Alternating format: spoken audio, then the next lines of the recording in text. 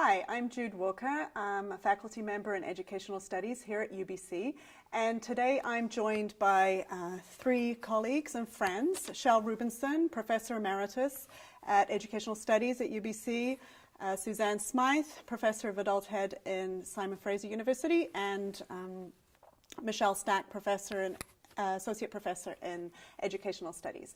So we're here today to talk a bit about policy analysis and to get these people's insights and experiences about why they have engaged in policy analysis in education and what insights they may have, particularly for students in the program who are interested in exploring policy analysis for their research. So just to start, I'd like you to introduce yourselves a bit and to speak about what your engagement with policy, educational policy, policy analysis has been, and to share anything else about yourself. So I guess we'll start from Shel here.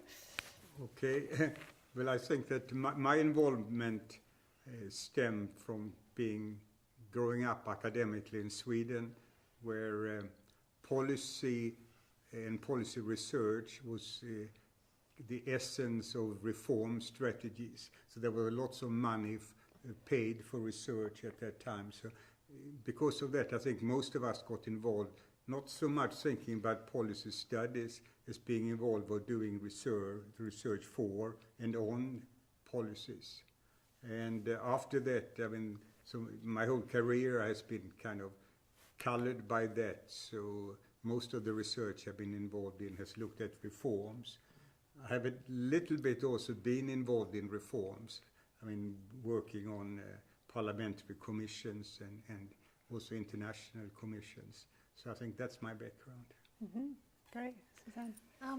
So I'm Suzanne, and I'm an associate professor in adult ed and adult literacy at Simon Fraser. It's a really good question. I think I did my master's in South Africa at the time of the transition to the new South Africa, from an apartheid to a post-apartheid society on paper, in policy. And it was really all about green papers, white papers, drafts. We talked policy all the time in different fora, from different political positions. And of course, looking back on it now, I can see that there was a lot more going on with policy than what was on paper. But it was the ideals of policy were that it is through this process that we change society. So I became really interested in what that process is. And so when I started my doctoral studies, I began to look. I didn't really think of it as policy analysis at the time, but I really wanted to look at how women were enrolled in educational work, educational labor, and the literacy labor of raising children. And once again, I was drawing on my experience of South Africa, looking for policies that guided that, and then being really drawn to what the policy said and what they didn't say, and who they benefited and who they didn't. So I guess that was my beginning, although I didn't think of it, up until now I haven't thought of it that way. It's connected, yeah. Michelle? Yeah, I guess for me, before I was an academic, I worked in government, and I worked for a Minister of Education way back, and then at an office that investigated child fatalities, and I really came to see how much media influenced policy. And so when I started my PhD, the first thing I was interested in was media and policy, and I actually couldn't find any reference to media and educational policy. And at first it was like, well, what does media have to do with it?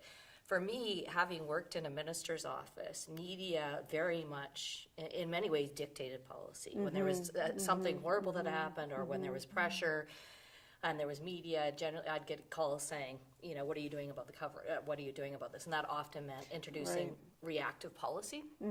So I was really, not always, but I was really interested in the role of media in policy and in framing debates as to what we see as possible. Yeah, great.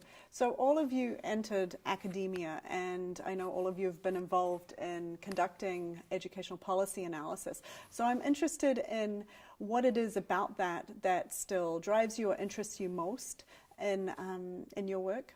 So maybe just to open it up to anyone.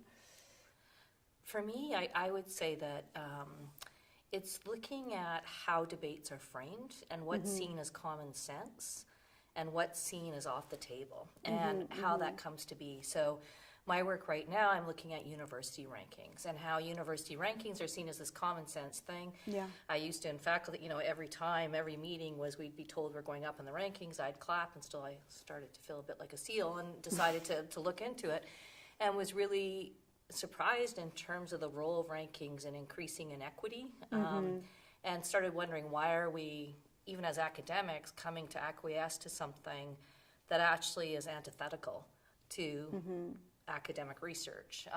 And so I think that's what drives me, is just how we come to believe in things, and how that frames debate so that things that actually are possible come to be seen as impossible.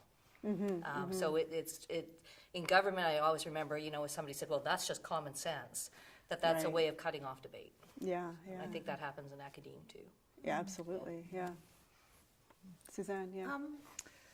Yeah, I mean, I think what Michelle, you're saying really resonates for me too. Like, I became in my doctoral studies really interested and continue, perhaps even more so interested in what values are embedded in policy, and that policies actually are about values, Yeah. and Yeah. whose values matter, who's excluded, who benefits, and how are different policies put together, and where do they go, and how are they taken up. So it's, when I started, like in South Africa, it was very much of what we might call a technical, rational approach to policy, which is, you get people together and you formulate a problem, and then you go about solving that problem by writing different versions of policy through consultation, and then the policy is implemented and problem solved. And as I've started to look more into adult literacy policies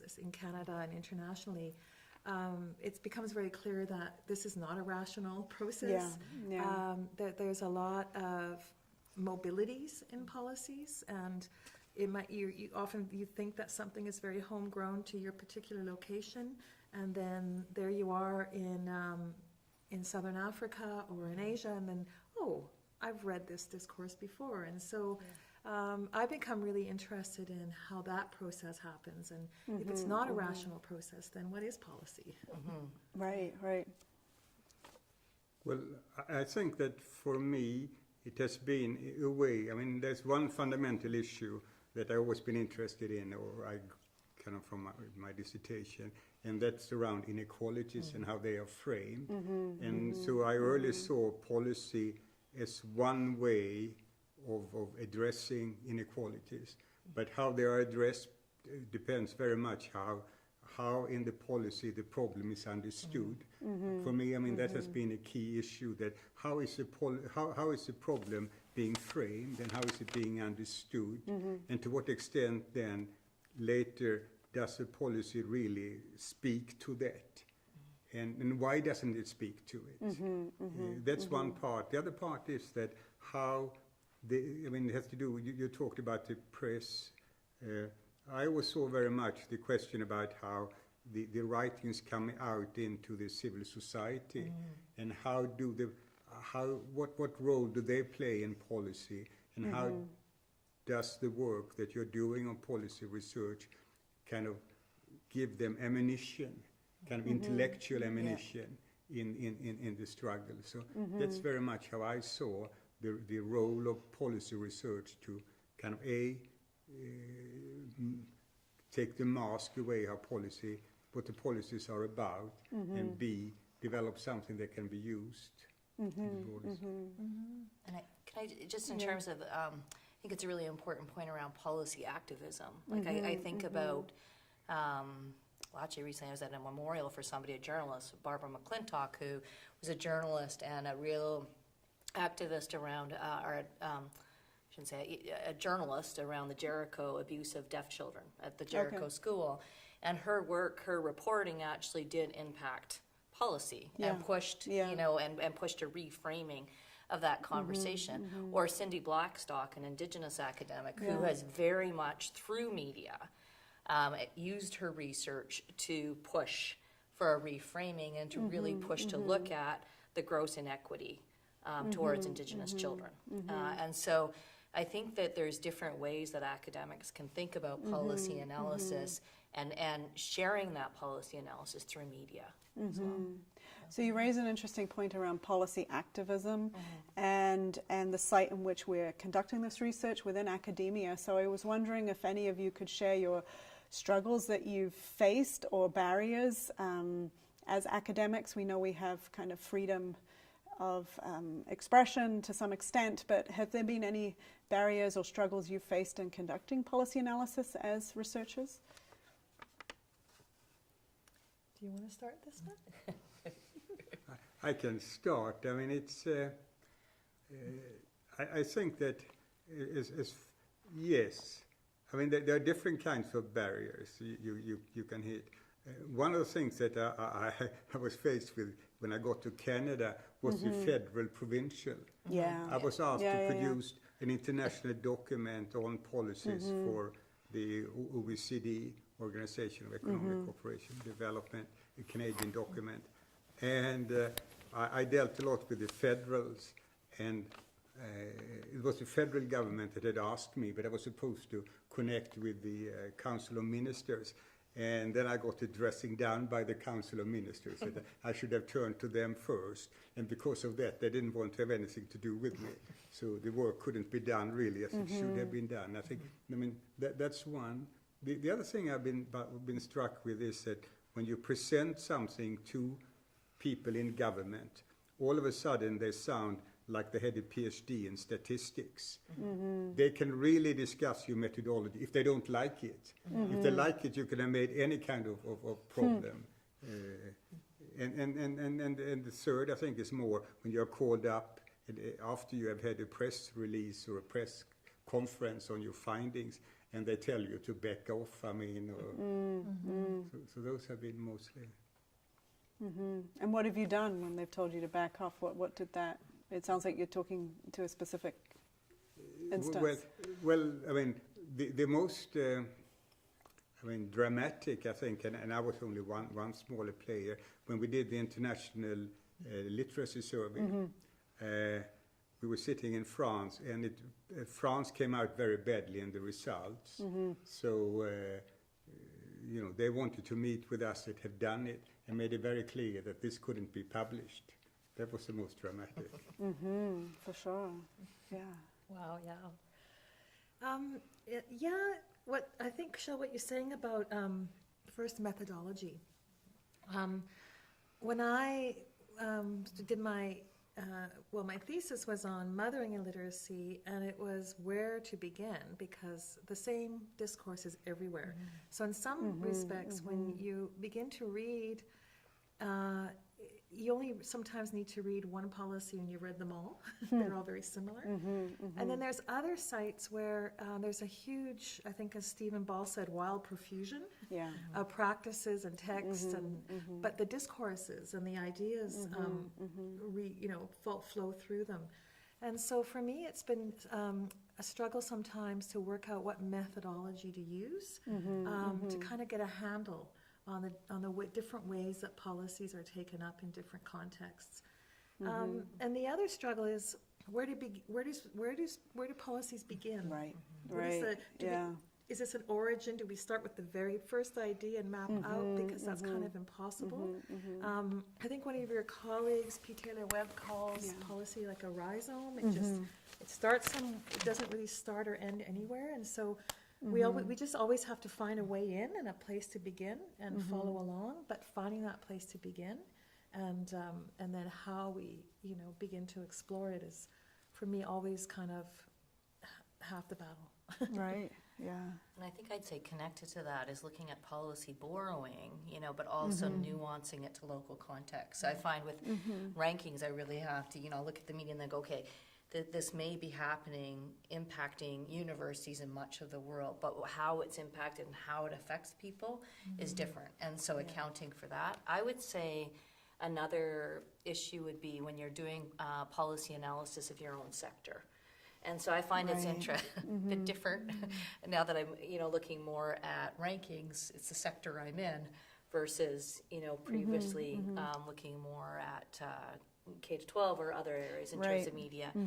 And the other thing I would say is just respect for different ways of sharing knowledge. And so my practice is generally to write an academic peer review and then to share it to different audiences. And that's part of my research, is to say, okay, if I'm trying to change this conversation or expand this conversation, how do I go about doing that and assessing if I or other people that are engaging with media or policymakers, have they been successful in doing that? And that's a very hard thing to measure, but I think this is something that's often not looked at in terms of tenure and promotion, is how do you take that academic research on policy and then maybe share it with different audiences and think about it in terms of, okay, how is this expanding conversations?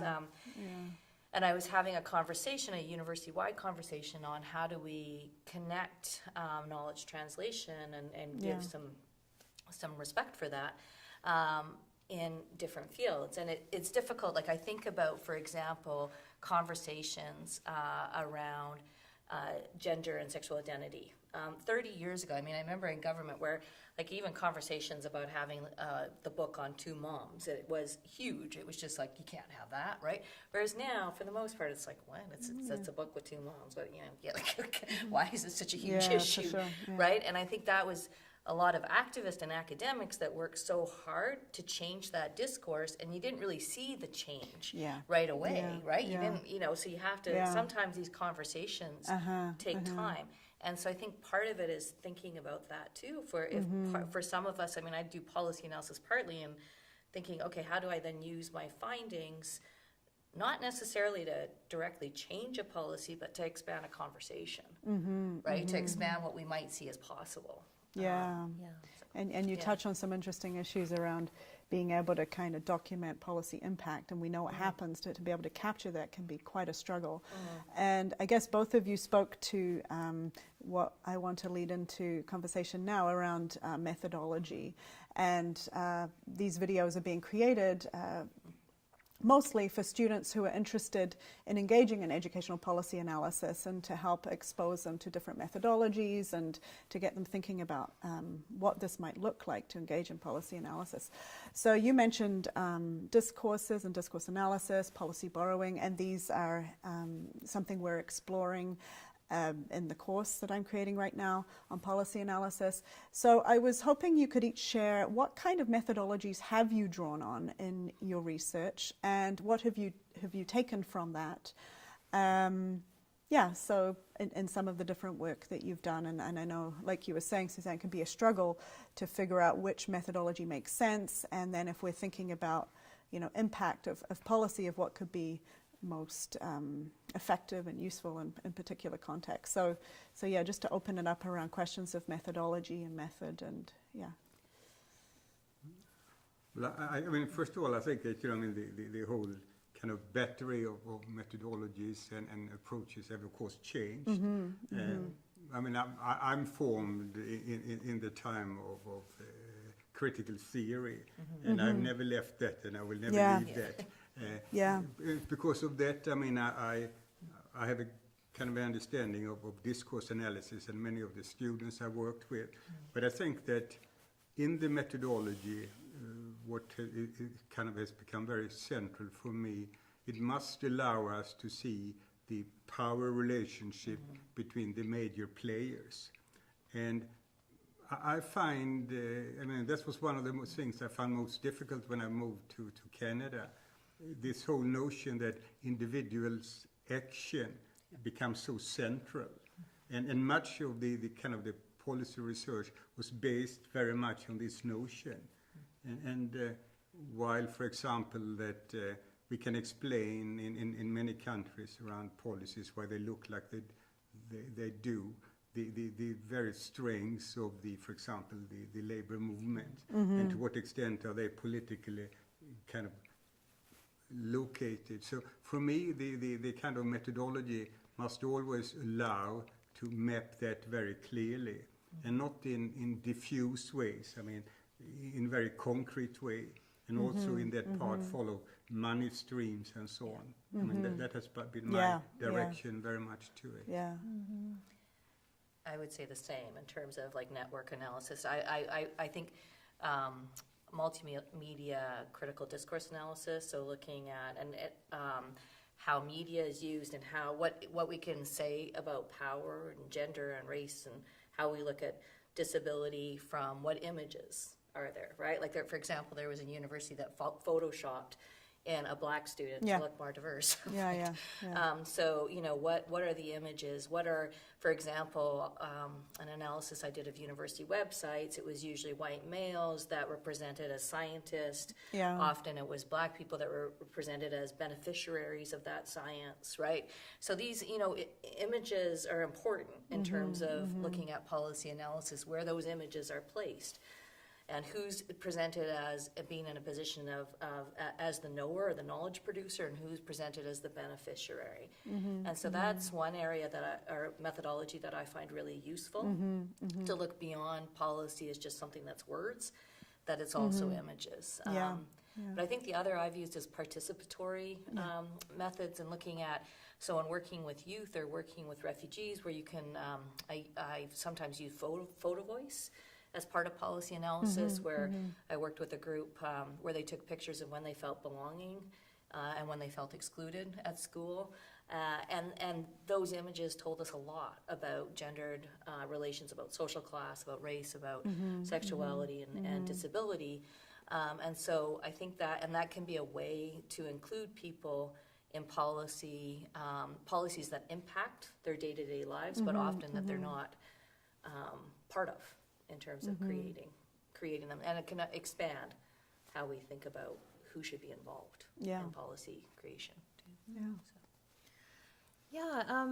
It's really interesting, the participatory aspect. Some of the more recent work I've done in adult literacy, kind of analyzing where the policies are, where they're going, and so on, took me into places, yes, critical discourse analysis, but also keyword analysis, and looking at, say, for example, sustainability. And now it's innovation. Right. And Yeah, there's yeah, these yeah. keywords, For sure. and if you follow Buzzwords, them, yeah. the buzzwords, they can tell you a lot. They can connect a lot of text together, and so I had some fun with that, looking at sustainability kind of as a keyword in adult literacy policy, Absolutely, but then looking at from the perspective of Stacey Alamo's strategic ambiguity. Right. So the ways in which different policy actors use the same word to coalesce around, to look like they are all marching together, but really they mean very different things. And so when the adult literacy field talks about sustainability, they want funding, sustainability. When the policymakers and government actors talk about sustainability, they're talking about cost recovery. Absolutely. So I have done work like that, but increasingly I'm interested, both of you have brought up the idea of policy mapping. So not only tracing, I guess, what has been, because I guess once we read text, they're already a little bit fossilized. Absolutely. So I really like your idea about mapping policy moving forward to see what becomes possible. And there opens up a whole, I think, host of methodologies around photo voice. I really am inspired by Claudia Mitchell's work, where they look at policy in Southern Africa, and they enact policy conversations through drama, and I think along photo voice as well. And so once again, looking at the different actors, and rather than kind of a group of more privileged or elite actors talking about what policies are good for people, being able to have those direct interventions into the community and or into the conversation. And so I think that's kind of, for me, where my passions lie going forward, is looking at the possibilities rather than kind of the scriptedness of policy. Yeah. Shall I think, adding to that, I mean, we come, there are different reasons and there are different opportunities and things, but for me, I think that comparative perspectives are very valuable. Absolutely. When we can do that. And I think that also helps to criticize our own work. For example, I'm really taken aback when I read policy analysis and so on, that they usually end up with a kind of a section on globalization. I mean, anyone interested in kind of a little bit of empirical thing would see that the largest inequalities are in the United States. But if globalization was the deciding factor, why is it that they are so much lower in other parts that are just, as affected? So I think this kind of comparative perspective helps us to kind of sit back a bit and reflect that maybe it's actually political decisions Yeah. where certain players Yeah. in the economy has Yeah. got to have so much power that that's what kind of drives many of the inequalities. And globalization is, although important, is a very kind of a convenient thing to point to. Absolutely. It's a cop-out, I think, for Yeah. policy researchers Yeah. sometimes. Right. I agree in terms of looking too at what you were saying, follow the money and look at international organizations like the World Bank. And I think that to try and understand policy without looking at organizations outside of education, I don't think yields very useful Right, results when we're exactly. trying to Yeah. understand things like the language of internationalization in higher education, or the language of literacy and work, learning for work Yeah. as the only, sort of purpose of education that is stated in many documents these days. But I do think, that follow the money is really crucial and where I'm going back to more. But at the same time, like with participatory research, I think there's such a potential to also work with people and like, how do you use this to push for change? Yeah. Um, Yeah. The area I'm trying to work on lately, just because the world is so darn depressing, is having the critique, but then how to have a conversation about where we can collectively move. Because I think I find increasingly my students, for good reason, are rather depressed. And so how do you have those conversations and how can policy be a way of saying, how do we work collectively? What does that look like? Yeah. Yeah. And how can policy research be part of that conversation? Not to find consensus, but to find Yeah. ways to actually have productive conflict. Right. That can expand conversations. Right, and move beyond kind of the critical analysis and deconstruction to kind of, then what. And I guess one of the focuses of the course I'm developing right now is on discourse analysis, and it was taken by what you were saying, Suzanne, around when we are looking at kind of the written word and policy, there's so much that's taken place before that, right? So we've got this, like you said, this fossilized document, and what kind of goes into that is sometimes really crucial to understand. I'm conscious that many of the people watching this video are MA or PhD EDD students, and I guess this takes us to a sort of final section, which I'm hoping we'll have more time to touch on, is thinking about discourse analysis and thinking about methodologies that are conducive for undertaking a master's thesis or a doctoral dissertation. What kind of advice and what have you learned around kind of policy analysis, particularly around discourse analysis, and what would be useful for students in that, I guess to all of you here, and that we can have something concrete and manageable and doable at the same time?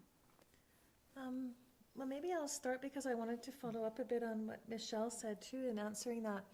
One of the things I would recommend is to not be afraid to be experimental and to try something that is not a methodology. Right.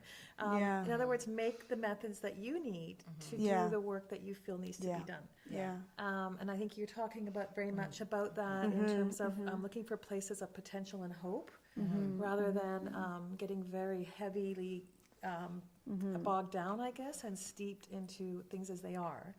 And so I have a student right now who kind of met with that, and she's studying precarious work in adult ESL education and the work of adult educators and the contract-based nature, and also just how that plays out in people's everyday lives. And so kind of looking at not just as educators, but as people with bodies and, the affective dimensions of what policy does in everyday life. And so she's kind of forging a method a little bit like a policy anthropology of reading policies through lived experience, but bringing in Butler's ideas of precarity with Barad's idea of diffraction. And it's been really, it's not easy to do that, but it's kind of coming together and it's really interesting, and it's not always clear where it's going, except that she's opening up all these new ideas. And I think that if that for me is one of the things I guess I would suggest. I'm not saying it's easy, and I'm not saying I can write the book on it, because I think that would be counterintuitive. But to be really versed in a variety of methods, to look into other fields. I think, Michelle, as you were saying, I don't think we only can look to education methods to find methods of policy, but rather look to our colleagues who do arts-based research, discourse analysis, all kinds of different ways of creating knowledge, and bring them in, borrow them. Yeah. And I'd say being really clear on your question, right? Like, what is it you're trying to learn? So, because that's, often I find I have students that they go right to methodology. Like, they'll say, I want to do participatory action research, or I want to do critical discourse analysis. And I'm like, well, what's the question you want to ask? And then with critical discourse analysis, often people want to look at huge text. I'm like, okay, you could look at a 20-page document and do your dissertation on it, because you're not just looking at that 20-page document, you're looking at the social, political, historical reasons that document came to be, right? And so I think part of it is knowing that the critical discourse analysis, it's not just looking at those few pages. It's like quite often get, well, how could you write a whole dissertation on that? But explaining, well, it's looking at the context that came to be is what makes it critical discourse analysis, looking at power. So I think that would be one, and then knowing what's the story you want to tell, right? And figuring out how the dots connect. So somebody says to me, I want to know how many hours kids watch TV, and I want to do a CDA. Well, why?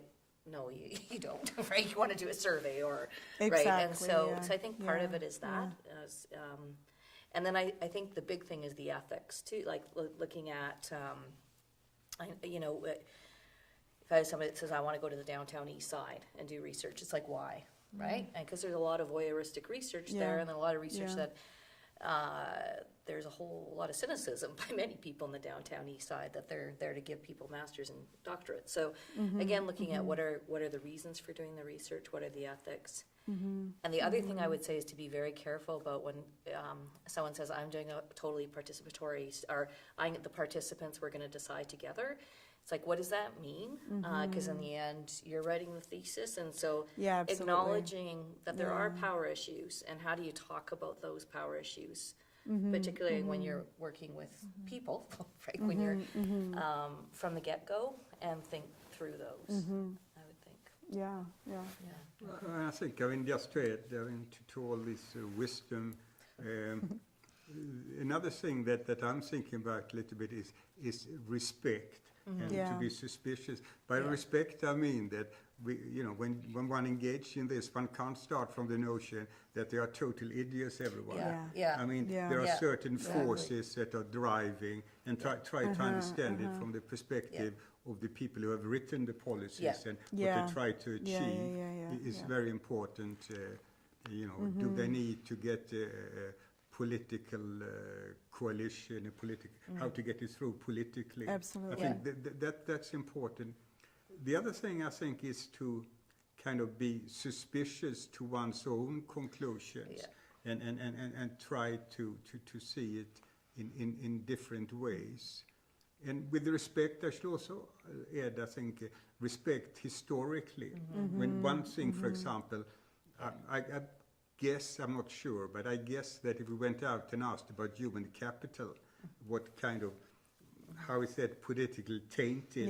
90% would say, it's kind of neoliberal, and it's but in fact, I mean, it was very much part of the kind of the whole way of trying to change and create more equality. Absolutely. And where it's going. So I think those kind of aspects on the policy research. And then I also think that we should be, I mean, maybe this is more personal, but I'm not, don't talk about methodology with this big method, Yeah. you know, notion of aim, as you said, Suzanne. I mean, Yeah, I mean, get to it and explore and have kind of fun with it and be Absolutely. curious, Yeah. and then try to make something sensible and right in a way that people can understand it. Yeah. Absolutely. Yeah, And I often return to Stephen Ball's insight that to conduct policy analysis, you need a variety of tools. So he talks about a toolbox that are both theoretical and methodological, and that fit, like you were saying, Michelle, to the questions that you want to ask and the answers you want to get at, right? Rather than taking these methodologies as these gospels, which sometimes happens, especially as new graduate students. It's like, this is the method and I have to follow it. But why? It's more about being open and like you were saying, Suzanne, being methodical and open and exploratory, which I'm hearing around there, and drawing on the theories that make sense. And I like what you touched on, Shell, around the importance of the not losing sight of the history, right? And so that means sometimes going back and to come with an open mind that, you know, people do things for good reasons. Maybe those reasons aren't the ones we have, but to really be able to get at those reasons behind that. And I think on that is looking at where you're positioned in that history, Right. too, right? Yeah, So yeah. in looking at, you know, how did residential schools come to be, Right. right? Like how, you Right. know, How did that people process and happen? Yeah. how did, you know, and then, and not to see also that as that's history and now we're different, but to look at how am I positioned in this discussion? How might I be thinking, you know, in deficit ways based Absolutely. on being educated, you know, as somebody who's white in those sort of deficit narratives? And so to really look at, am I the person to do this research? And what do I need in terms of to challenge myself and to challenge my ways of thinking? And I think a colleague of mine, Dr. Heidi Jantz, does a lot of work around disability. Yeah. And so, you know, it's actually just getting, you know, she's been critical of some of the work around medically assisted dying as somebody who has severe disabilities. Right. And even when she raises it, finds a sort of critique of, well, Yeah. how could anybody be against that? Well, you could be against it if you're somebody who's disabled and has had people thinking your life's not worth living. Yeah. And so Yeah. knowing that, Yeah. and especially when something is framed as just common sense, that is Yes. where red flags should go off, right? Where it's like, oh, we have consensus on this in society, right? No, probably not, right? So looking at who's around the table. So in discussions around disability, very often nobody with disabilities Yeah. or that identifies as Yeah. having a disability is at the table. Yeah. And so again, in doing that research, thinking about why am I doing this and who do I need to talk with? And how do I need to challenge myself Yeah. to do this? Because I think Yeah. sometimes the methodology can be a way to hide, in a sense. It's like, well, I'm very rigorous. Yeah. Okay, yeah, but I don't think a person can be rigorous if they're not looking at their own positionality. Right, exactly. You know, I think when students say, I say, well, I'll trust somebody when they say this is where I'm positioned. I won't if they say I'm some sort of neutral, you know. Right, arbiter, we all have yeah. histories. Yeah, exactly. And we all Yeah. are positioned in different ways and position ourselves in different ways. Yeah. And that, I think, is integral to looking at the way one might think about policy and the way, and their findings to it. Yeah, and I like that you emphasize here the importance of self-exploration and examination, which I think is integral to any fundamental research project, right? That we're learning so much about ourselves too, and figuring out what are we taking for granted in this and how is it challenging what we come with. Shell, I think you wanted to follow up. I mean, one thing we haven't touched upon this is, I think, the importance to understand the role and the use of empirical data. And if you want to have an impact Yeah. and be part, so much of if you want to be parsimonious and present something, I mean, I'm very much aware that when the Royal Commission of the future of the economy in Canada presented results, the economists could put two figures on a blackboard, while the historians, the political scientists, and the law professions have book after book after Yeah. book. And I mean, the figure may not be right, but it was very parsimonious. And I think that maybe, I mean, we can do research in various ways, but if you want to work and trying to impact on policy, I think it's very, very important to be able to use, because there is more and more data. You can use the data to work with other people, for example, on the literacy or the participation in adult education. You can work with different groups and try to interpret it. But I think that is very important. And after all, you know, one of the earlier feminist researchers, Florence Nightingale, I mean, her research was, I mean, to document the incidents of how people were impacted in the mine. And that was really using the hard data and convincing people about it. Yeah. I worry, though, sometimes that we're in a world where the data, empirical data, doesn't matter anymore, that policies flow through that are, you know, that actually run against what we know to be Right. Yeah. solid kind of findings. And Yeah. certainly that was the case when they, you know, you and I have been working on, Jude, this idea of the tuition, like counseling, the tuition for adult basic education. There is no empirical data that suggested that would be a good idea. Exactly. And yet there it was. So, you know, finding, you know, it's a really, I think what I come away with is that policies really do matter for people's lives. Absolutely. And that ethics too, I mean, one of the reasons I wanted to do my PhD is because I had a toddler and I was having my second child, and I was like, well, then I don't have to get ethics approval because I'm just doing discourse analysis. But, you know, and I'm just reading text all the time. So why would I need an ethics approval? And I think today, like, you know, I'm talking about my student, Sherry Brashears, you know, she thinks every day about, because it is an ethical issue, our positionality and how we present and represent others is an ethical issue. And we don't often, we're not always accountable in our ethics protocols to the representations we make of communities such as, for example, the Downtown East Side and many others. So, Yeah, you're both kind of speaking about the impact and the implications of empirical research, and then I guess just connecting to what you just said, Suzanne, around there are many, again back to discourse analysis, that there are many discourses around evidence-based policy, but when we kind of unpack it, the evidence isn't making that difference, although policies really do make the difference in people's lives. So, or maybe who decides what evidence? What evidence counts and what doesn't, and Well, and how they're using that, right? Yeah, It how they're gets to using the the so-called ambiguity, evidence, right? yeah. Where they might say, well, the evidence is that we'll save this amount of money, right? And Right. governments, and this is where I think, you know, looking at governments in terms of how they make decisions within the electoral cycle, and I think that's another area that's interesting to look at for students is where are policies introduced within the electoral cycle, or where are cutbacks Exactly. within the electoral cycle and connected to estimates. And this is where follow the money, but also follow election cycles.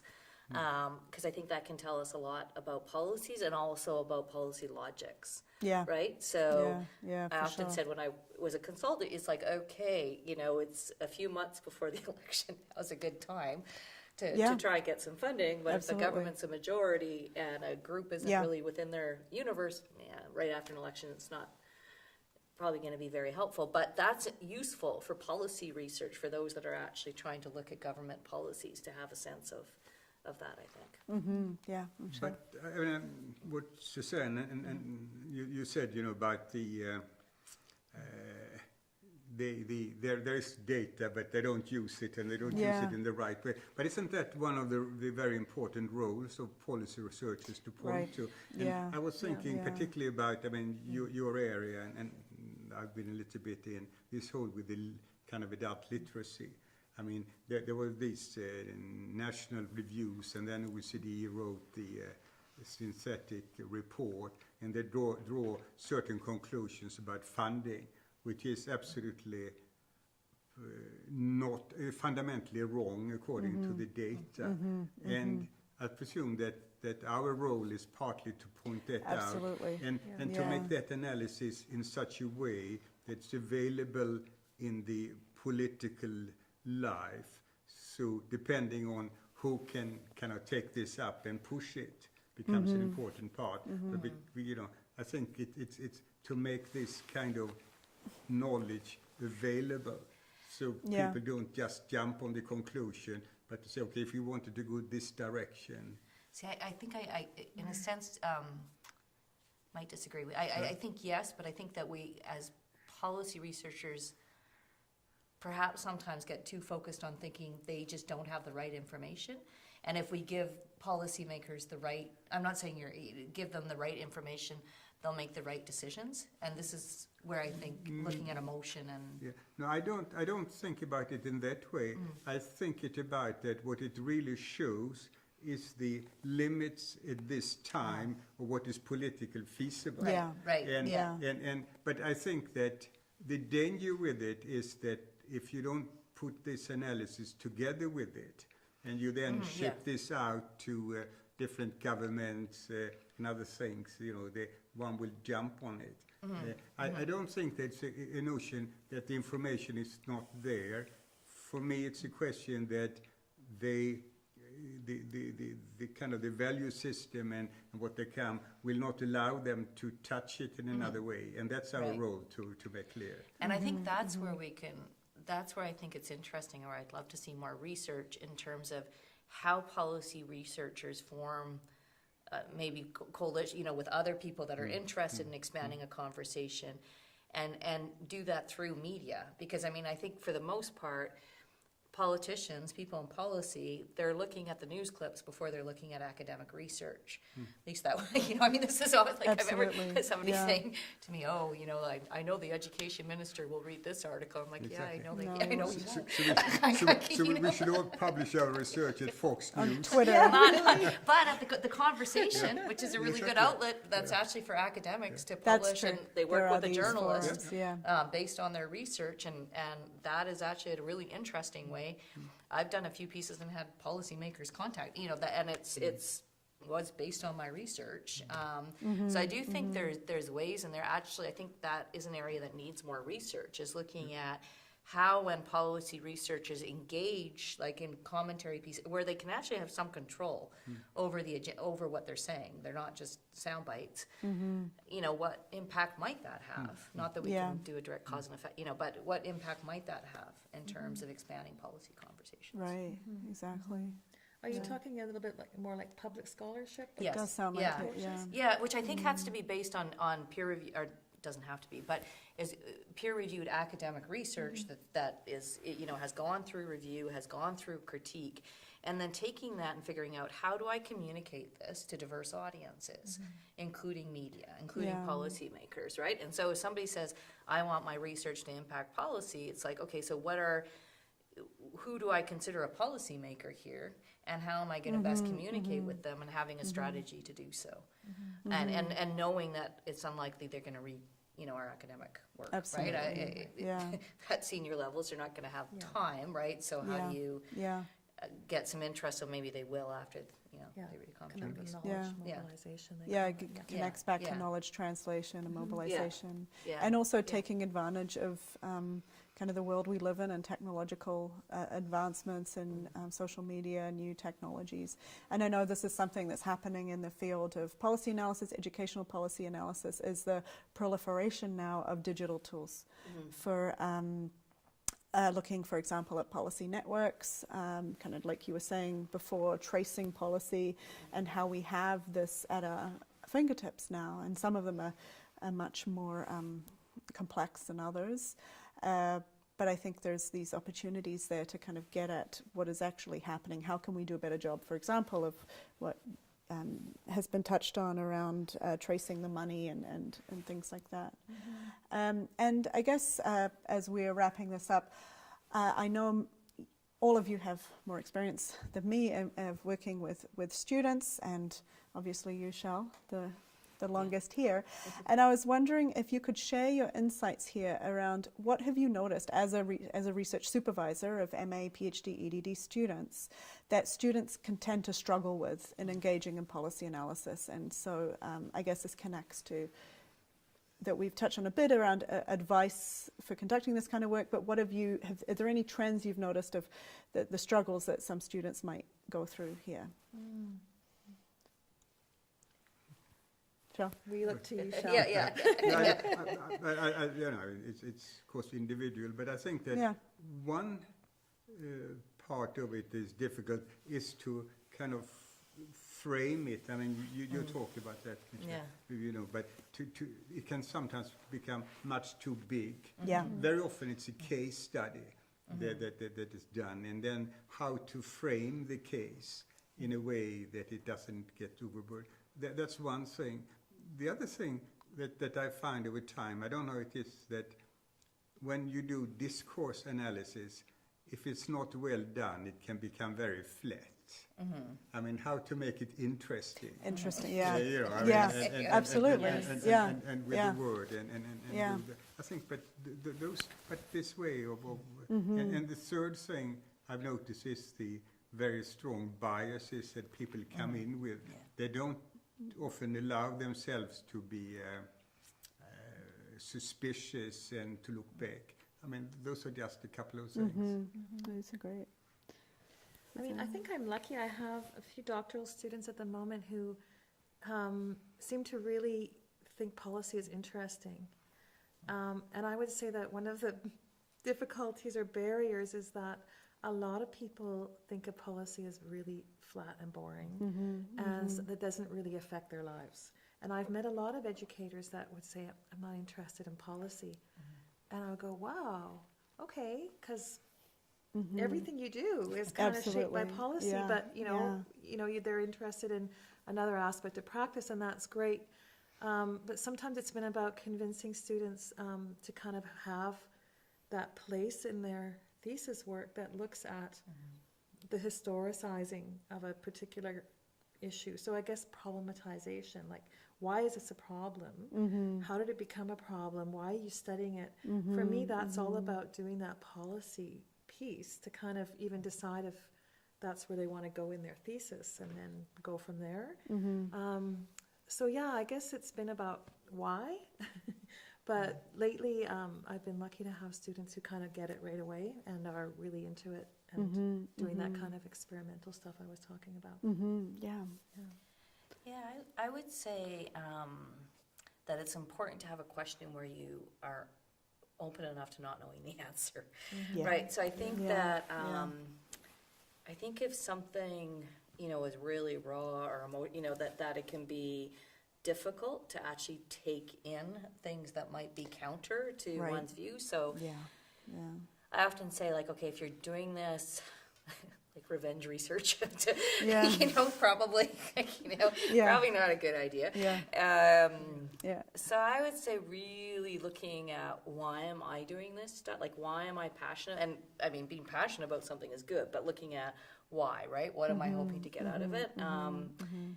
And I think the other thing I think can be really useful is having critical, productive peers, and that will challenge you on things, right? And I often say to my students, like, I don't send an article out without, for publication, without sending it to Colleagues, some friends who I know will be really blunt with me, right? And I think that that's important, or will say, oh, okay, I wasn't surprised to see you, writing this. It's like, okay, I need to think about that, right? Maybe I was so set on that. I mean, the only other example I have is after working in government, I interviewed, one of my first studies was interviewing, this is in critical discourse analysis, but doing interviews.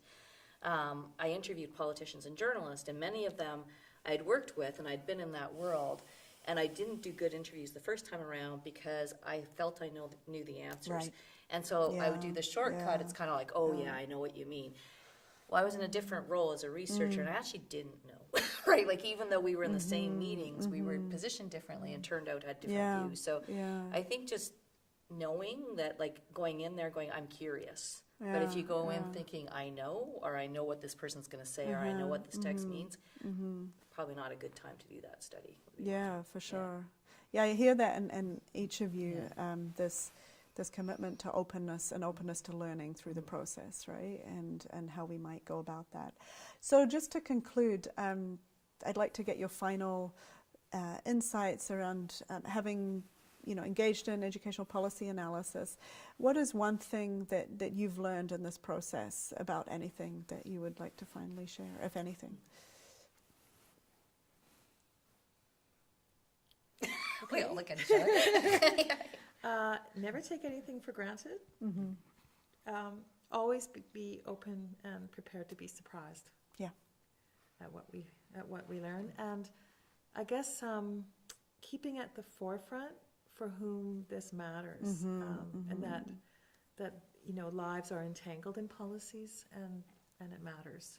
And so I think what Michelle was saying, you know, and Shell was saying too about, you know, being really, I guess, responsible for our representations and our, you know, Yeah. make claims to knowledge, but also be really aware that, you know, just as policies matter, so too does the analysis.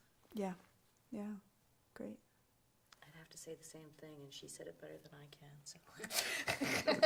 Yeah, that's where. I think, I mean, we should also think about these students that you spoke about that think that policy is not interesting. Yeah, I mean, I think Yeah. that thing that I have been reminded through this research is that it makes life real. yeah. I mean, it's so often that the issues that are brought up and then people study, they don't seem to be real. They don't seem to be.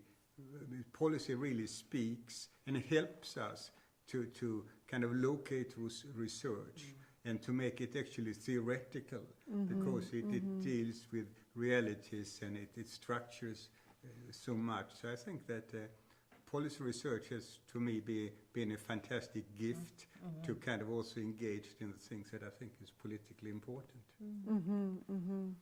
Yeah, I would say the same, you know, it is interesting. I'm always fascinated when people say they're not interested in policy, because I say it is about the messiness of relationships. It's about the Yeah. messiness of structures and who decides who's important and who's Yeah, not, and then yeah. we can follow that in terms of where money goes, right? Where do taxes go? That tells us a lot about what's valued in the society, and I think understanding that policy, we're all implicated in it. It's not just Absolutely. this thing these government people do, but Absolutely. we're all implicated, so we all have, I think, a responsibility to understand Absolutely. how we make those decisions. Yeah, we enact, we receive, and we're all implicated, right? So thank you very much. Any final words and thoughts and advice? No, I learned Good a luck. lot. Good luck with this, yeah. Good luck Good luck in to your everyone. policy Yeah. work. Yes, Oh. good luck with your policy work. Yeah, thank you.